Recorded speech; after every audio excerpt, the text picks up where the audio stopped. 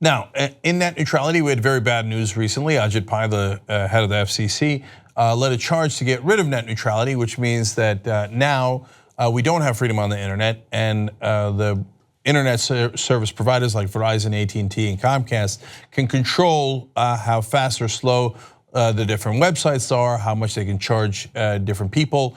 They're not mandated to treat everyone equally or to treat each website equally. So the only thing that they have as their guide is to maximize their own profit. So they could do that any way they like. So that could obviously lead to a disastrous dismantling of the internet for their benefit, not for our benefit. So some folks in Congress have decided to fight back. Some good news on that front. The Hill reports Senate Democrats have put together 50 votes for a measure meant to block the Federal Communications Commission's December decision to end net neutrality rules put in place by the Obama administration. Of course, they don't have the tiebreaker in the Senate, the Republicans do, so they're gonna need one more vote, they explain here. Democrats are just one GOP vote shy of the 51 vote threshold for a Senate resolution of disapproval, which would strike down the FCC's December rule changes. So, super important.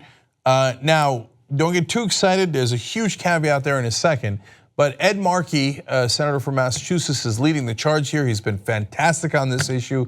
I beat up on the Democrats all the time, rightfully so, but credit where credit is due, and Senator Markey is doing a wonderful job in fighting for freedom on the internet. And it doesn't matter if you're a conservative or a liberal, probably right-wing sites would be the first targeted if there were any issues of corporations wanting to clean things up and make the internet more safe. Right? So Markey fighting for all Americans there, and he has gotten some Republicans to join, including Susan Collins, but he does need one more colleague to come to that side to win in the Senate.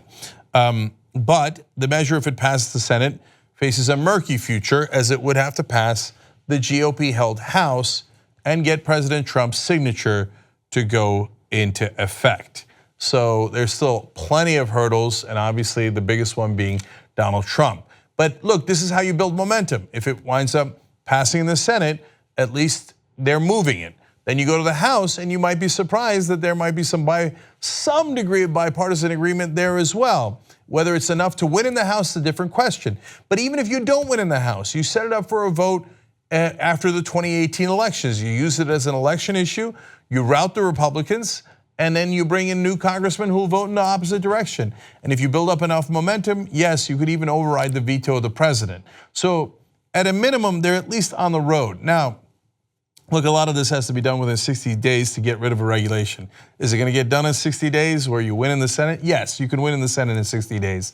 You just need one more brave Republican or one funded by the internet companies. Let's keep it real. The reason we have a fighting chance here is because we also have giant companies on our side. So they have Verizon, Comcast, AT&T, et cetera.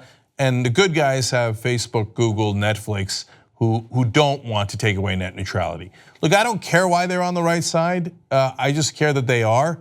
And by the way, to be fair and open and honest, the Young Turks have business dealings with almost all of those companies. So on both sides.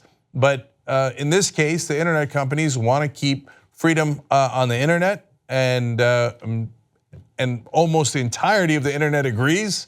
There's a couple of people pretending to be in favor of protecting the internet, but want to hand it over to those private corporations, but they haven't really convinced the right wing either. Good luck, Ted Cruz, keep trying. By the way, Ted, if there's no freedom on the internet, you might not be able to watch the accidental porn you tweeted out the other day. I'm just saying.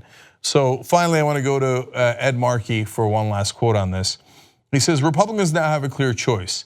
Be on the right side of history and stand with the American people who support a free and open internet, or hold hands with the special interests who want to control the internet for their own profit. Well, that's nearly a perfect description of what's going on here.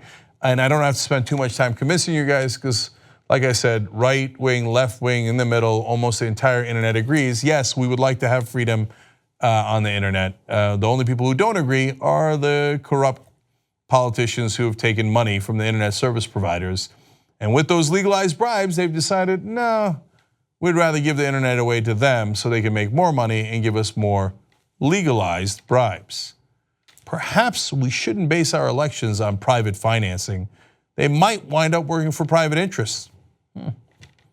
Think about it, wolf-pack.com. Get money out of politics. Let's go back to democracy and actually have real debates over the issues and not have the corruption we have now. You just watched a video by the Young Turks, the home of the revolution. If you'd like to get the full show, come join us and become a member. tytnetwork.com/join.